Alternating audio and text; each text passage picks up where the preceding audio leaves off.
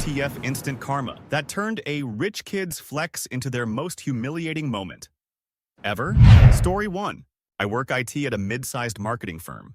This summer we got the founder's friend's son as an intern. Think 22, Gucci loafers, and a LinkedIn headline longer than his resume. From day one, he called everyone's support staff and kept saying, "My dad and founder are already talking VP track." Dude didn't even know how to print double-sided. One morning I'm outside on my break, standing near the employee lot. Rich kid rolls up in a brand new AMG, music blasting, nearly clips the curb. Parks across 2 spots like he's in a music video. Next to him is this utterly beat-up silver Civic. Faded paint, one hubcap missing, bumper held on by zip ties. It's famous in the office. Some mystery exec drives it, parks, and disappears through the back entrance. No one's sure who. Rich kid clocks the Civic, laughs, and goes, "Bro, imagine being that poor and still working here. Look at this trash can." Then, in front of me and 2 smokers, he kicks the bumper. Hard. The bumper half detaches.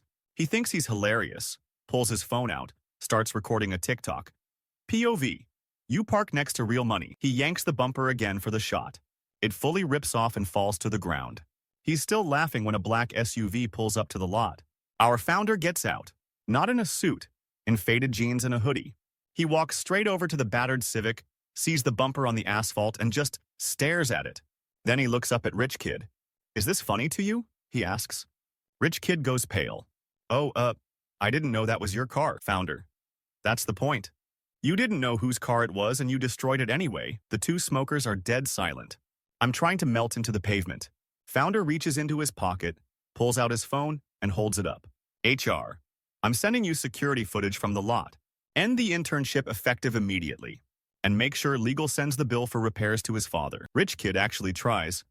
"My dad," founder cuts him off, nodding at the AMG. "You can explain it to him when he asks why your company car doesn't have parking privileges here anymore." They revoked his access card on the spot. Security had to escort him into the building to clean out his desk. As he walked past my cubicle, I heard founder say, "By the way, we're hiring for that VP track you mentioned. We're looking for someone who respects everyone's car." Story 2. My cousin Liam married into money. Like family has a foundation named after them money. His wife Emma is fine, but her younger brother Chase is the human embodiment of a country club.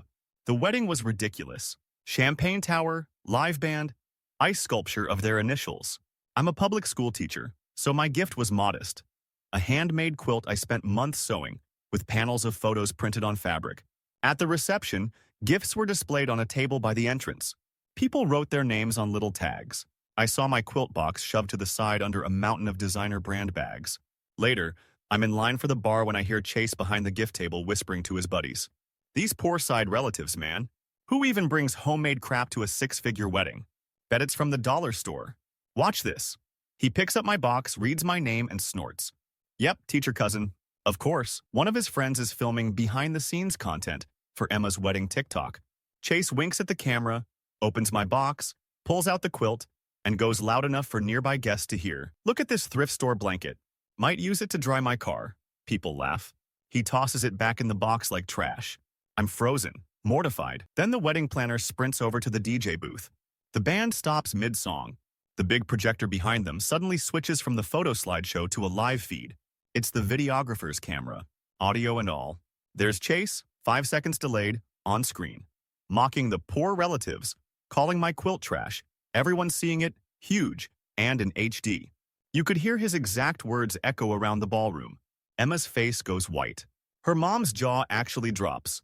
My aunt, Liam's mom, stands up so fast her chair falls backwards. The room is dead silent except for Chase, who's still talking, not realizing he's on the big screen.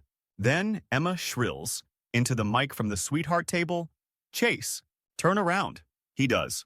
He sees himself on screen, quilt in hand. The videographer kills the feed, but it's too late. Entire room saw. My aunt marches up, snatches the mic, and says, voice shaking, "For the record, that thrift store blanket is made from photos of Liam and Emma, from childhood to today. It was supposed to be their surprise gift later tonight." You could physically see the color drain from his face. Emma walks over, takes the quilt very carefully, and hugs me in front of everyone. "This is my favorite gift," she says into the mic. "I'm so sorry my brother is like that." Chase tried to slink back to his table, but he didn't sit. Emma's dad intercepted him and quietly escorted him out of the reception. The next morning, Emma posted one wedding photo on Instagram. Comments limited. Her and Liam wrapped in my quilt. Caption: some gifts are priceless. Some people show you exactly who they are. Story 3. My ex, Mark, is a third-generation trust fund kid who's always believed rules are for regular people. We have a 6-year-old daughter together. When we divorced, he pushed for 50-50 custody purely because no one tells me what I can't have, not because he actually wanted to do the work. Our temporary arrangement was supervised visits at his parents' mansion while the court evaluated. He hated it, told everyone the judge was a joke, and his lawyer would steamroll the whole thing. The weekend before our final custody hearing, he took our daughter to some luxury car show. That night, he posted a string of Instagram stories. Him in his Lambo, speeding down the highway, drinking the cup holder, yelling, "We don't do speed limits in this family." At one point, you can hear our daughter's little voice in the back seat saying, "Daddy, slow down," and him laughing. I saw the stories, screenshotted everything, and my stomach dropped. But when I checked again an hour later, they were gone. He'd deleted them. What he didn't know was that his public account has a lot of followers, including a paralegal at my attorney's firm. The next morning at the hearing, he walked in wearing a designer suit and that smug look he gets when he thinks money already decided the outcome. He went on about his safe, nurturing environment, how he'd never put our daughter at risk. His lawyer nodded along like they were at a country club, not family court.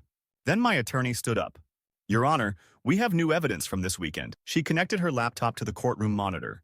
Up pops a paused Instagram story. Mark behind the wheel, sunglasses on, champagne bottle visible between his legs, speedometer needle way too high. You can clearly hear our daughter's voice saying, "Daddy, I'm scared." The judge's face? Stone. "Play it," she said. We watched all 45 seconds in complete silence. Mark tried to interrupt.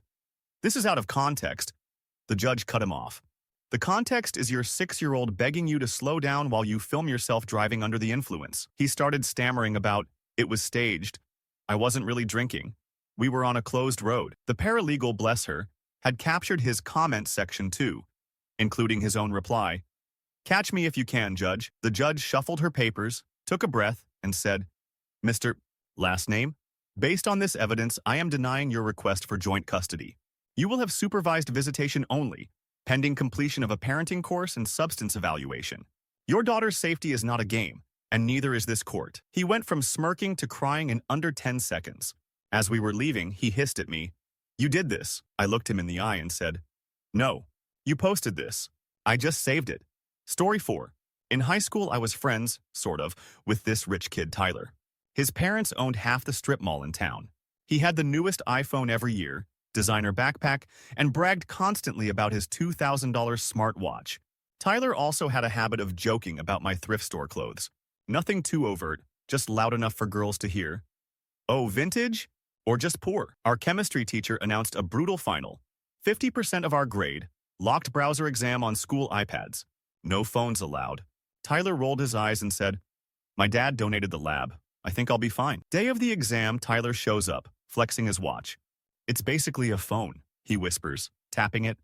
"Group chat answers, baby." I shrugged and focused on not failing. Halfway through the test, the teacher steps out for a minute to talk to someone at the door. The room goes whisper quiet.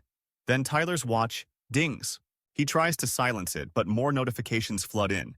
For some reason, they're coming through the classroom Apple TV still connected from a previous lesson, and the teacher forgot to turn off screen mirroring. So up on the giant screen, in blue iMessage bubbles, we all see, Tyler, Q14 is C. Trust me, my cousin did this exam last year. Josh, I'll send pics of my screen, sec. Liam, bro, this is easy, you guys are dumb. Then worse, Tyler. If I fail this cause of broke kids snitching, I'm gonna accidentally leak their nudes, lol. The whole class slowly turns to look at him. He's frantically tapping his watch, which only sends more messages. One of the guys in the chat, panicking, types, "Stop talking ab cheating on text, it's all saved," which also pops up on the projector. Right then, our teacher walks back in. She doesn't say a word, just follows everyone's gaze to the screen, reads the messages, and then looks at Tyler. "Bring me the watch," she says. He starts in with, "It's a misunderstanding. I wasn't seriously..." She holds up a hand. "Now." He walks up, red-faced, and hands it over. She ends the exam for the whole class on her iPad, then takes photos of the messages on the projector with her phone. "I will be forwarding this to administration," she says calmly. Anyone in this chat should expect a call home. We all sit there stunned. Later, we find out the fallout. Tyler and the other two got zeros on the final, academic integrity violations on their records, and lost their spots on varsity teams and, in Tyler's case, his guaranteed recommendation from the principal. The next week, he trudged into school with a basic analog watch. When someone asked what happened to his $2,000 flex, he muttered, "Cost me a lot more than that." Story 5. I used to live with an influencer named Paige. Her parents were loaded, but she branded herself as a self-made entrepreneur. Think hauls, day-in-the-life vlogs, money mindset reels. Behind the scenes, she'd late pay everything and blow rent on designer crap. More than once, she said, "Worst case, my dad buys the building and kicks everyone else out." Our landlord is a quiet older guy who lives out of state. Paige called him Landlord Larry and claimed she owned his soul. I work in accounting for a property management company, not the same one that owns our building, or so I thought. One day, I'm on my lunch break scrolling through TikTok when I see Paige is live. I tap in. She's on our couch, full glam, telling 3,000 viewers. So my landlord is being psychotic about rent again, like, "Calm down. I could buy your house with what's in my purse." Chat's hyping her up. Someone comments, "Show us the email." She grins. Bet. She flips the camera to her laptop screen and opens her Gmail. I lean closer, and my stomach drops. Top of her inbox. RE, payment overdue. Property management company name. My company. My office. My boss's name in the sender line. She clicks it. There's our letterhead, clear as day, plus her full name, unit number, outstanding balance, and the big bold line. If payment is not received by date, eviction proceedings will begin. Chat goes wild. "Girl, pay your rent. This ain't flexing," etc. She laughs it off. "They send these all the time. They're bluffing. I'll write it off as content." She doesn't realize she's still screen sharing when she opens another tab. Her bank account. You can see her checking balance. 118.47. Someone screen recorded the whole thing. An hour later, I'm back at my desk when my boss walks by, phone in hand, face like thunder. "Funny thing," he says. "My daughter just sent me a TikTok of one of our tenants mocking our notices to her followers." I play dumb. "Oh?" He forwards the clip to legal and the regional manager. If she thinks it's content, she can vlog moving out too. 2 weeks later, an official eviction notice was posted on our door. Paige tried to spin it as, "I'm choosing to move for mental health." But everyone in the comments had already seen the live. Brands quietly stopped tagging her. One even commented, "We expect our partners to model financial responsibility." As we packed up the last of her PR boxes, she mumbled, "Can't believe they'd actually do that. Don't they know who my dad is?" I shrugged. "They don't care who your dad is. They just watch TikTok." Story 6. My freshman roommate, Brandon, showed up on move-in day with 3 Louis Vuitton duffels and his dad's Tesla. First thing he said to me wasn't hi, it was, "Don't worry about dishes or whatever. I'll just DoorDash everything. Financial aid kids can use my plates." I'm the financial aid kid. Brandon loved reminding me our dorm was named after his grandfather. Anytime I mentioned working at the library, he'd say, "That's cute. I create jobs when my trust pays out." Halfway through the semester, the school announced a new student philanthropy brunch where donors would meet scholarship recipients. Brandon lost his mind. "Bet they put me on stage," he bragged. Dad sits on the board. They eat this family legacy stuff up. Week before the brunch, he starts openly cheating in our shared econ class. Paid some website for exam keys, bragged about it on Snapchat. "Why study when daddy studied money for you?" He'd wave his phone in my face. "You could buy this too if you didn't spend all your time at your little job." I kept my head down. Grades posted. He somehow got a 99 after never cracking the textbook. People noticed. Day of the brunch, the dining hall is transformed. White tablecloths, string quartet, name cards. There's a small stage and a big projector showing student stories. I'm seated way in the back with other aid kids when I see something weird, my name on the program. Featured speaker, Ethan, last name. No one told me.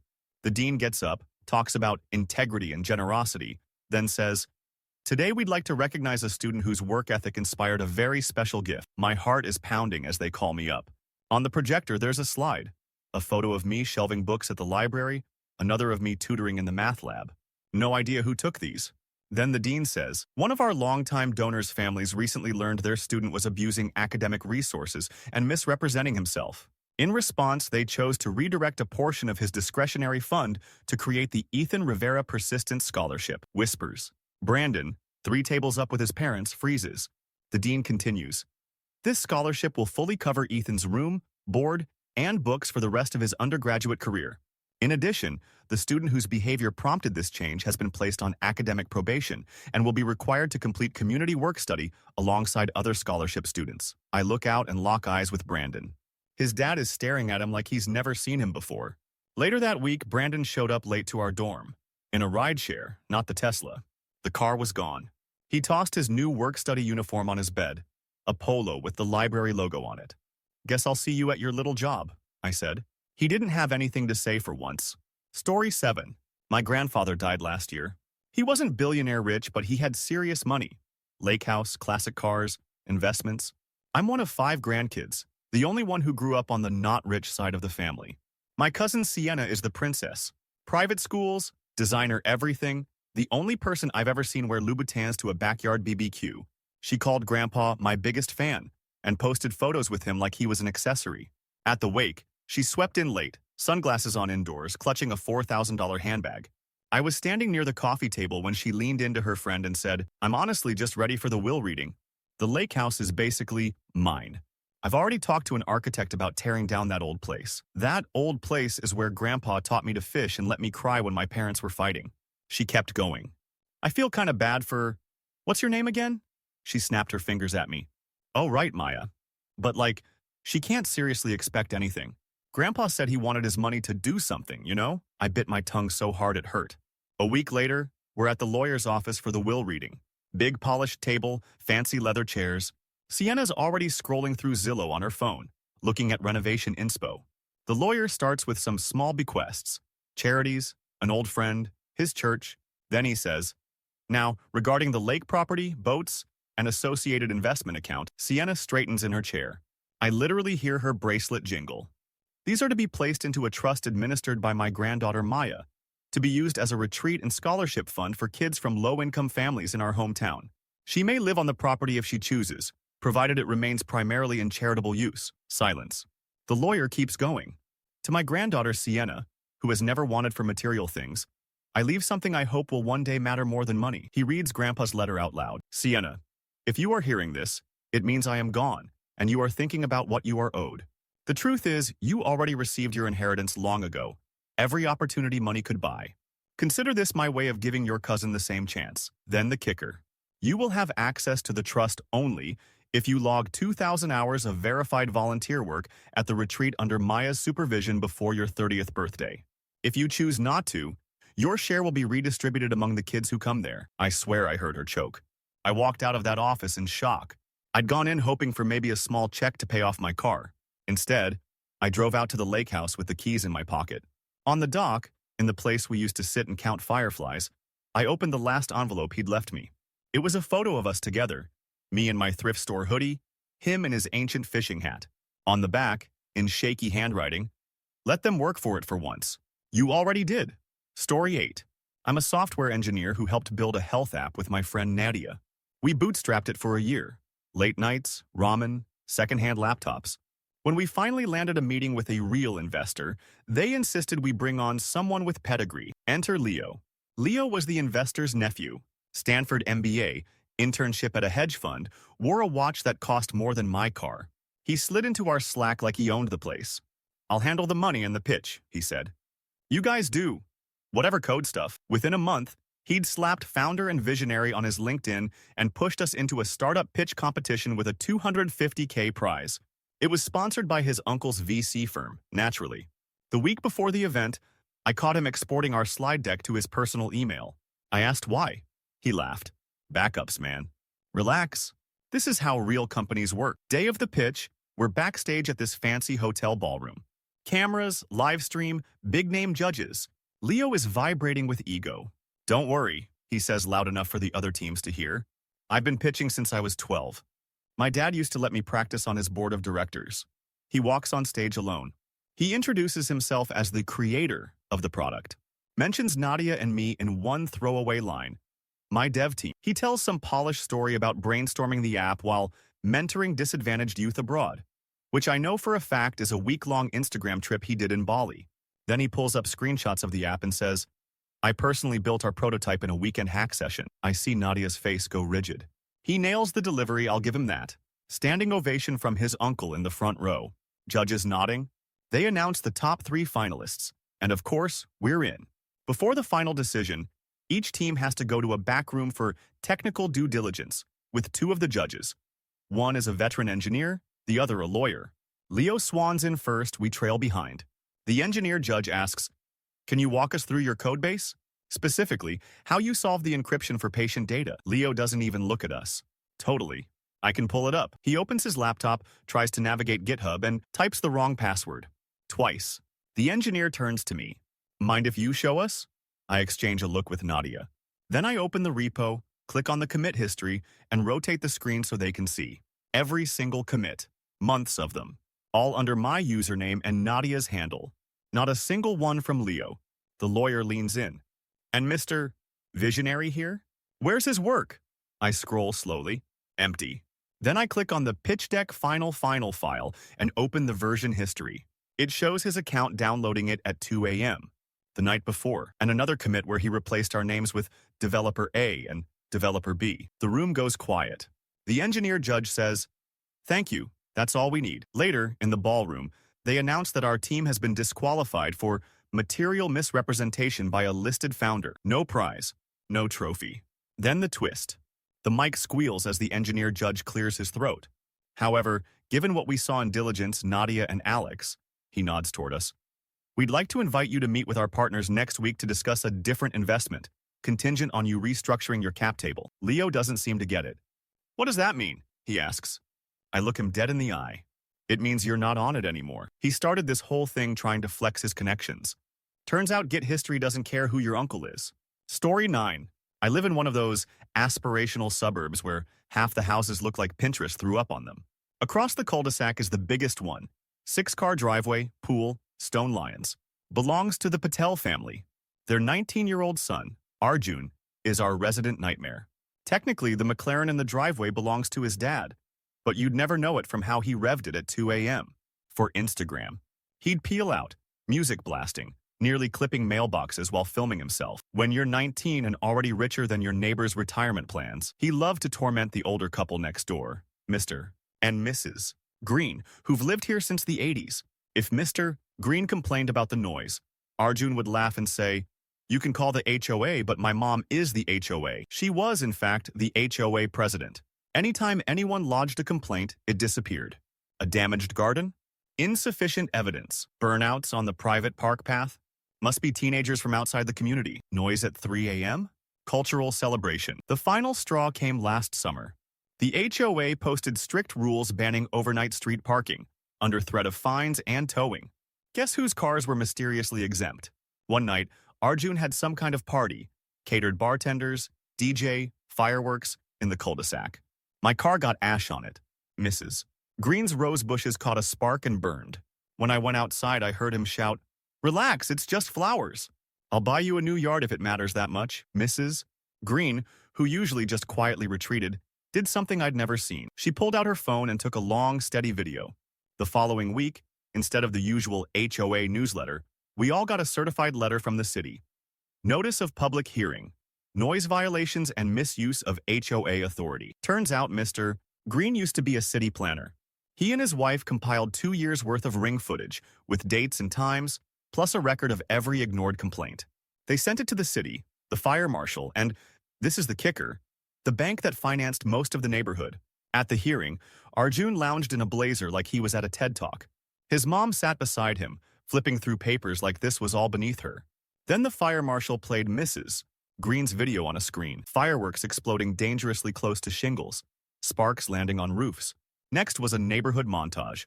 Arjun doing donuts, shouting slurs at some kids biking, revving his engine while Mrs. Green stood in her robe on her porch. The chairwoman of the committee turned to his mom. "As HOA president, did you receive complaints about these incidents?" I don't recall specifics," she stammered. Mr. Green stood up, holding a binder. "I recall," he said.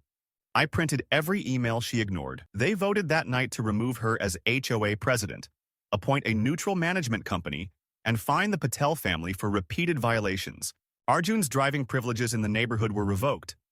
Yes, that's a real thing when the community has private roads. But the real karma came after. The bank, not liking the liability, quietly pulled out of financing their planned second home in the same development. A month later, the McLaren disappeared. Now, when Arjun wants to go out, he walks past the Greens yard, replanted with roses the whole street chipped in to buy, and waits for an Uber at the corner. The last time our eyes met, I just nodded at the little sign posted by the HOA's new management company. Private road, speed limit 15. Violators will lose access. His mom fought so hard to make everyone else follow the rules. In the end, they're the only ones who can't use the street she thought she owned. Story 10. 10 years after graduation, my high school held a reunion at a downtown hotel. I wasn't going to go, but then I heard he would be there. Evan. In school, Evan was the rich golden boy. His parents owned half the car dealerships in town. He drove a brand new BMW at 17, took spring breaks in Dubai, and made it very clear that the rest of us were future cubicle fillers. He used to look at kids like me, the ones with after-school jobs, and say, "I'll be signing your paycheck someday." In the years since, I'd occasionally see him in the news. Local entrepreneur Evan Carter raises $50 million for disruptive fintech. Photos of him in tailored suits, standing in front of logos and fancy slides. LinkedIn said he was CEO of some next-gen lending platform that democratized credit. Whatever that meant. I walk into the ballroom and there he is, holding court near the bar. Same smug grin, more expensive watch. He's surrounded by people while he loudly asks our former class president what her exit multiple was when she sold her bakery. She didn't. She just runs it. When he sees me, he smirks. "Tyler?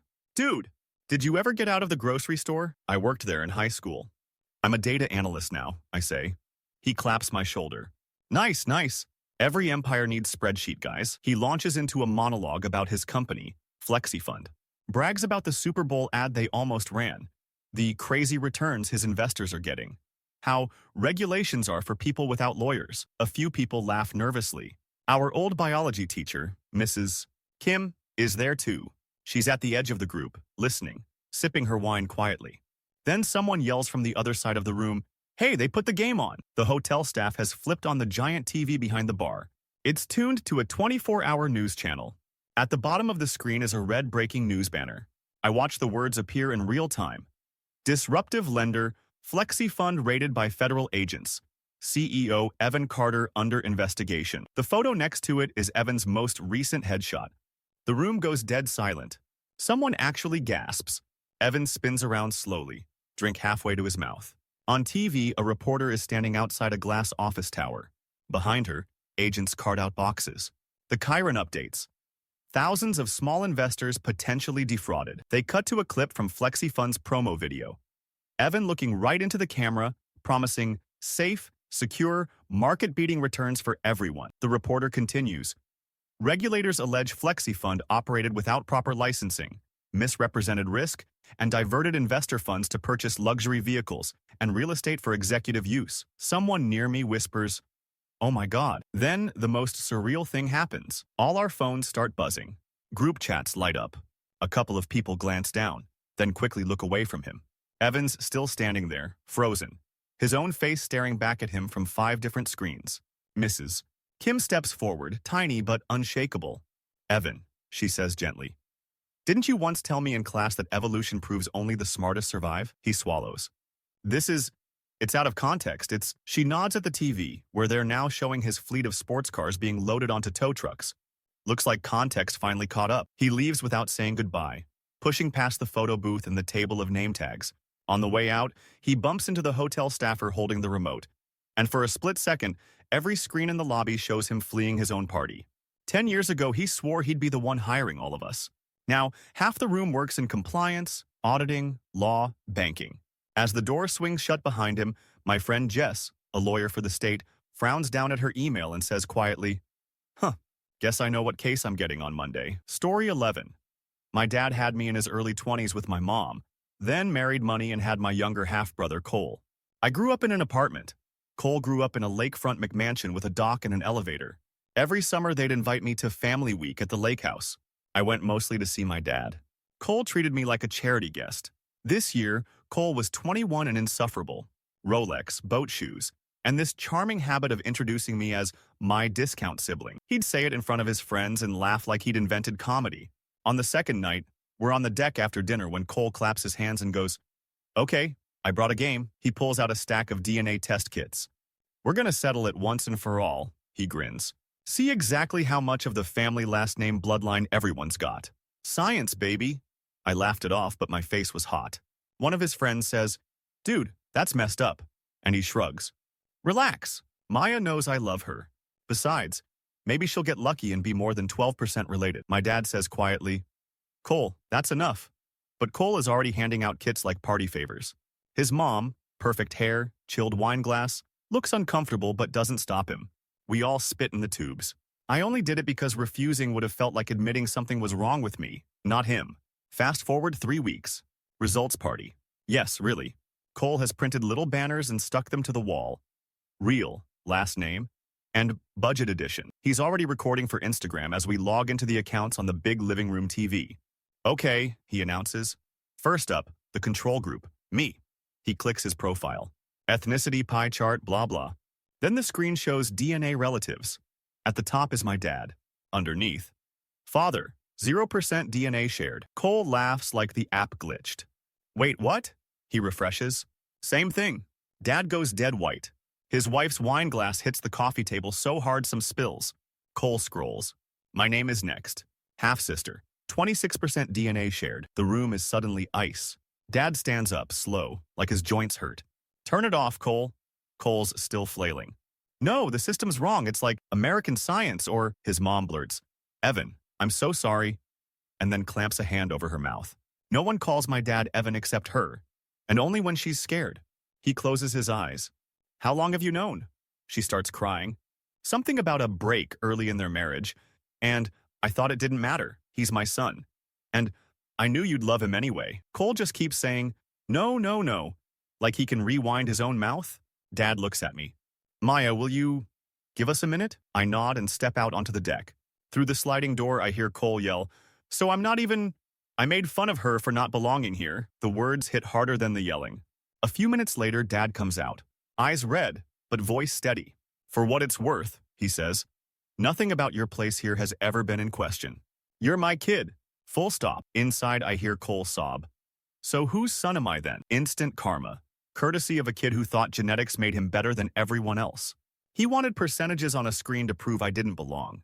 Instead, they showed I was the only one who actually did. Story 12. I work at a high-end designer boutique in a luxury mall. My hourly wage is what some of our customers drop on a belt. But it covers my community college classes, so I smile and steam clothes and say, of course, ma'am, a lot. One Saturday, in strolls a group of teens with that particular shine. Head-to-toe labels, iced wrists, the bored look of people who've never waited in a line. Leading them is a blonde girl I recognize from TikTok, Mila.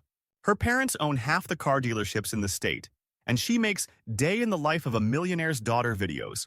She's streaming the whole thing. Oh my God, you guys, she tells her viewers, spinning in our entryway. This is where I come when I'm depressed. Retail therapy at Dad's expense. She points her camera at me. Say hi to my followers. I give a small wave. I'm not supposed to be on customers' social, but I'm outnumbered and my manager is in the back. She starts pulling $2,000 dresses off racks like she's grocery shopping. I trail her with hangers and silent panic. Then she notices my bag behind the counter. An old but real bag from the same brand. Gift from my aunt who found it at an estate sale. Mila squints. Is that fake? I say. No, it's older, but it's authentic. She laughs and turns her phone toward it. Guys, tell me this doesn't scream Canal Street. My ears burn. She picks it up without asking and starts inspecting the stitching on live. See, this is what happens when broke people try to play rich. I reach for it. Please don't touch my personal. She yanks it back, trips the silent alarm on the door sensors, and suddenly security is walking over. They know me. They see my face and relax. Mila, assuming they're there for a cameo, tosses her hair and goes, don't worry, I'm about to drop like 10 grand. Platinum card, no limit. Her friends cheer. She dumps the armful of dresses on the counter. I ring them up. The total is more than I make in 2 months. She slides a glossy black card across the glass with a flourish, making sure the camera catches it. Declined. We all hear the little beep. I try again in case it's the machine. Declined. Her smile cracks a little. Try the other one. She pulls out another elite card. Declined. This time, the register prints a slip. Call issuer. My manager appears like she teleported. She reads the slip, frowns, and picks up the phone. Mila is nervously laughing at her stream. Bank's glitching, you guys, lol. They always freak out on big purchases. Security's radio crackles at the same time my manager says, "Yes, this is store 214. Oh. She hangs up and looks at Mila with corporate pity. "I'm afraid we have to hold these items. The bank has frozen all cards on this account." "Frozen? Why?" Mila's voice goes shrill. Security's supervisor approaches. "Ma'am, we've been asked to escort you to guest services so you can call a parent. There's an ongoing investigation." Her phone is still streaming. Comments start flying. "Girl, turn it off. Wait, is your dad the one on the news? Check Twitter." She sees something on her screen and goes sheet white. Her father's name is trending with words like fraud and charges. She finally kills the live, but not before a dozen people in the store have recognized her and started whispering. As security walks her out, she brushes past me. No cameras now, just a kid who looks suddenly very small. A month later, HR announces we're hiring seasonal help. Guess who shows up to the group interview in a plain black dress and no design or anything? She doesn't recognize me at first. But when I introduce myself as the new assistant floor lead, I watch realization dawn. The girl who mocked my fake bag now folding real ones in the stockroom, on my schedule. Turns out, when the money gets frozen, everyone's just a retail worker in ugly non-slip shoes. Story 13. I teach beginner lessons at an expensive ski resort. The rich kids from the city swarm every winter. Think $30 hot chocolates and fur everything. Most folks are fine. Then there was Jaden. He showed up in head-to-toe brand new gear that probably cost more than my car. Custom helmet with his initials, flashy goggles, a limited edition board he told everyone about. "Dad got it flown in from Switzerland," he said, before I even asked his name. "We don't rent." He was 17, maybe. First time on real snow. Second time telling me his dad basically owns this mountain because they have a timeshare on one of the slopeside condos. In the beginner lesson, he refused to listen. Kept bombing straight down the baby hill, almost taking out a 5-year-old. When I corrected him, he rolled his eyes. "Why are we on the kiddie slope?" "There's a black diamond right there, because you can't stop yet," I said. "Stopping is kind of the point," he snorted. "You sound like my econ tutor. I pay people to stop things for me." After the lesson, my supervisor tells me Jaden's requested a private advanced session with me for the afternoon. Great. We meet at the gondola. He has a GoPro strapped on now, recording for his channel. "I'm taking you to Ridgeback," he says. "Ridgeback is expert only and off limits today," I say. "Avalanche control." He smirks. "Dad says rules are for liability." I'm liability-proof. He ducks under the rope before I can grab him and drops into a side trail that feeds toward a closed area. I have no choice. I radio patrol and follow at the edge, trying to keep him in sight. He's narrating to his camera, bragging about poaching closed runs and how ski patrol can't touch me. He cuts under another rope and suddenly he's in a chute way above his skill level. I stop at the boundary. If I go in there, I'm breaking protocol too. I can see him from the ridge, though. He's flailing, sliding more than riding. Then we all hear it. A deep boom from the opposite side of the bowl. Avalanche control charges. They're intentional, but the sound spooks him. He panics, catches an edge, and yard sails, board flying one way, goggles the other, his fancy helmet bouncing like a kicked rock. Ski patrol arrives fast. They haul him out, unharmed except for pride, screaming that he's going to sue this whole mountain. What he doesn't know yet, that GoPro has been streaming to his channel. Everything. Ducking ropes, bragging about being above the rules, mocking normies, is now recorded. Later, at the patrol hut, his dad shows up, red-faced and furious. "Adam, you posted what?" he hisses, watching the replay on Jaden's phone. "Do you know what our insurance looks like right now?" The resort manager comes in holding a tablet. "We've filed an incident report," she says. "Your son's pass is revoked for the season. He's banned from off-piste areas indefinitely. Also, we'll be using this video in our safety trainings." A week later, that video is part of the resort's mandatory safety class. Every wealth-dripping vacationer sees "Don't be like this" footage of a rich kid eating snow while bragging about how untouchable he is. I had to stand at the back of the room the first time they played it, biting my cheek to keep from smiling. The best part? They blurred his face for policy reasons, but not the massive initials on his custom helmet. Instant karma, monogrammed and in HD. Story 14, I play on a semi-pro esports team. We're talented but broke. 5 guys crammed into a cheap team house that smells like energy drinks and instant noodles. Last year, a big sponsor decided to elevate our brand by adding a star player with mainstream appeal. Enter Logan. His parents are loaded tech investors, and he's got a huge following from streaming himself throwing money around, dropping 5K donos, buying limited skins, that kind of thing. Mechanically, he's good. Teamwork-wise? Trash. Day 1, he strolls into the house with designer luggage and a camera crew. "Don't worry, boys," he says, patting our peeling couch. "When I'm done with you, we'll be in a real house." He instantly starts referring to us as background characters on his stream. We grind for months prepping for a major tournament. It's the biggest stage we've ever been on. Live arena, huge online viewership, real prize pool. The night before our first match, we're in a practice room at the venue. Cameras everywhere. There's a 10-minute warm-up being streamed to the main broadcast with casters commenting on our setups, our focus, etc. We're told very clearly, mics are hot. Everything you say could go live. Coach repeats it twice. We all nod. As soon as staff steps out, Logan rips off his headset and starts ranting. "Bro, if I have to carry these welfare cases one more time, they better freaking listen to calls today. I'm not blowing my brand on some dudes who couldn't afford keyboards without me." I say, "Dude, chill. The mics," he waves me off. "Production muted us, relax." Anyway, worst case, we bomb out and I spin it as inspiring the less fortunate. Sponsors only care about my numbers. "You guys are replaceable." He starts mocking our individual stuff. Tyler still uses a 60 Hz monitor at home. Can you believe that? No wonder his KD is poverty tier. Our in-game leader, quiet as always, just stares at his desk. Then the door opens and a red-faced stage manager rushes in, waving his tablet. "Everyone put your headsets on." Now, we do. The broadcast feed is open on his screen. Apparently, production forgot to mute us. Twitch chat is on fire. Clips of Logan saying welfare cases and poverty tier are already being spread. Someone overlaid his rant with the sponsor logos. Within minutes, our team's Twitter is getting tagged by journalists and other pros. One of the casters, a former player from a poor background, looks like he wants to climb through the monitor. Our sponsor rep storms into the room like a hurricane. "Logan, step outside.